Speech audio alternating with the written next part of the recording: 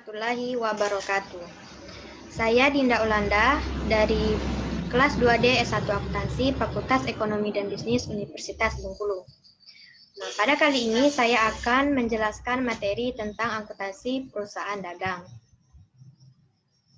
Nah, pada akuntansi perusahaan dagang itu yang pertama terdapat 3 jenis perusahaan berdasarkan aktivitas operasionalnya.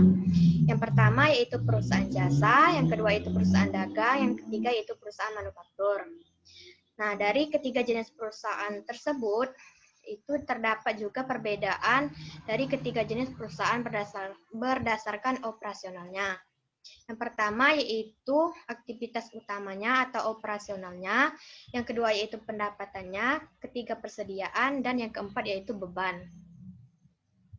Nah, pada aktivitas utamanya atau operasionalnya, nah, perusahaan jasa yaitu perusahaan yang aktivitas operasionalnya itu memberikan layanan jasa kepada pelanggan.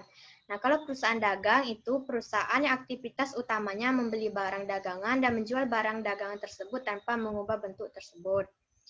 Nah, kalau perusahaan manufaktur itu perusahaan yang aktivitas operasionalnya membeli bahan baku, kemudian mengolah bahan baku tersebut melalui proses produksi untuk menghasilkan barang jadi dan menjual barang jadi tersebut kepada pembeli atau konsumen. Nah, yang kedua yaitu berdasarkan pendapatannya.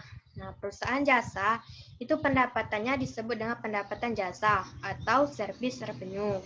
Nah, kalau perusahaan dagang itu pendapatannya disebut dengan penjualan atau sales revenue.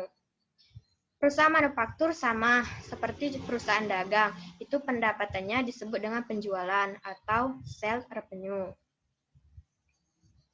Nah, yang ketiga yaitu persediaan. Nah, pada perusahaan jasa itu persediaannya berupa perlengkapan atau barang habis pakai yang akan digunakan untuk mendukung layanan jasa yang diberikan atau layanan operasional perusahaan. Nah, pada perusahaan dagang itu persediaannya berupa barang dagangan yang merupakan bagian dari aset lancar yang akan memberikan manfaat ketika barang dagangan tersebut terjual. Nah, pada perusahaan manufaktur itu persediaannya terbagi menjadi 3, yaitu persediaan bahan baku, persediaan barang dalam proses, dan persediaan barang jadi. Nah, persediaan bahan baku itu persediaan berupa bahan yang akan diproses menjadi barang jadi melalui proses produksi yang melibatkan tenaga kerja langsung dan biaya overhead pabrik. Nah, kalau persediaan barang dalam proses adalah persediaan berupa barang yang belum selesai menjadi barang jadi sampai akhir periode ketika kita menyusun laporan keuangan dan sudah menyerap biaya produksi dan akan dilanjutkan kembali pengerjaannya pada periode berikutnya.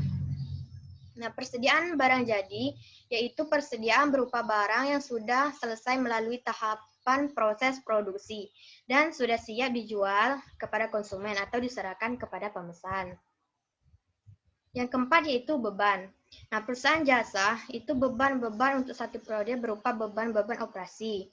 Nah, sedangkan perusahaan dagang dan perusahaan manufaktur itu beban-beban untuk satu periode terdiri dari adanya beban pokok penjualan atau harga pokok penjualan dan beban-beban operasi yang terdiri dari beban penjualan dan beban administrasi dan umum. Yang ke-C yaitu perbedaan perusahaan jasa dengan perusahaan dagang dan perusahaan manufaktur adalah dari perhitungan dan penyajian laba ruginya. Nah, perusahaan jasa itu penyajian laporan laba rugi dengan format single step.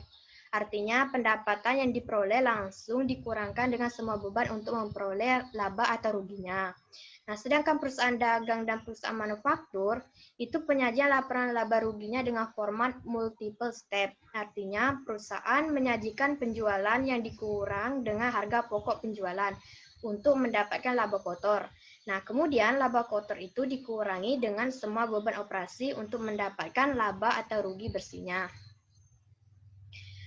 Nah, yang ketiga, yang keempat yaitu terdapat istilah-istilah dalam kaitannya dengan arus harga perolehan atau cost flow. Nah, yang pertama yaitu terdapat persediaan barang dagangan awal atau beginning inventories. Nah, beginning inventories yaitu total harga perolehan atas barang dagangan pada awal periode yang nilainya diambil dari nilai persediaan akhir periode sebelumnya. Yang kedua yaitu terdapat pembelian atau cost of good purchase. Nah, pembelian adalah total harga perolehan atas barang yang dibeli untuk satu periode. Nah, pasti terdapat itu pembelian bersih. Nah, untuk menghitungnya, pembelian bersih sama dengan pembelian kotor ditambah biaya angkut pembelian, dikurang retur pembelian, dikurang diskon pembelian. Nah, yang ketiga itu barang tersedia untuk dijual atau cost of good available for sale. Adalah total harga perolehan atas barang tersedia untuk dijual untuk satu periode yang dihitung dengan menjumlahkan persediaan barang dagang awal ditambah pembelian bersih. Nah, yang selanjutnya itu ada harga pokok penjualan atau cost of goods sold. Nah, cost of goods sold itu adalah total harga perolehan atas barang yang terjual dalam satu periode. Nah, COGS ini sama dengan unit yang terjual dikali harga perolehan per unit. Nah, yang terakhir yaitu ada persediaan barang dagang akhir atau ending inventories. Nah, ending inventories ini adalah total harga perolehan atas barang yang belum terjual sampai akhir periode. Nah, ending inventories sama dengan unit yang tersisa dikali harga perolehan per unit. Nah, pada pembahasan yang kelima ini ada sistem pencatatan persediaan. Nah, sistem pencatatan persediaan ini terbagi menjadi dua, yaitu sistem pencatatan perpetual dan sistem pencatatan periodik. Nah, terdapat juga yaitu perbandingannya. Yang pertama yaitu perbandingan dari transaksinya, kedua persediaannya, yang ketiga harga pokok penjualan, yang keempat perhitungan fisik persediaan, dan yang kelima yaitu dari jurnal penyesuaiannya. Nah, sistem pencatatan perpetual yaitu setiap transaksi yang berhubungan dengan barang dagangan maka langsung mempengaruhi nilai persediaan sehingga akan dicatat dengan melibatkan akun persediaan barang dagangan. Nah, kalau sistem pencatatan periodik itu setiap transaksi yang berhubungan dengan barang dagangan itu tidak langsung mempengaruhi nilai persediaan sehingga tidak dicatat pada akun persediaan barang dagangan.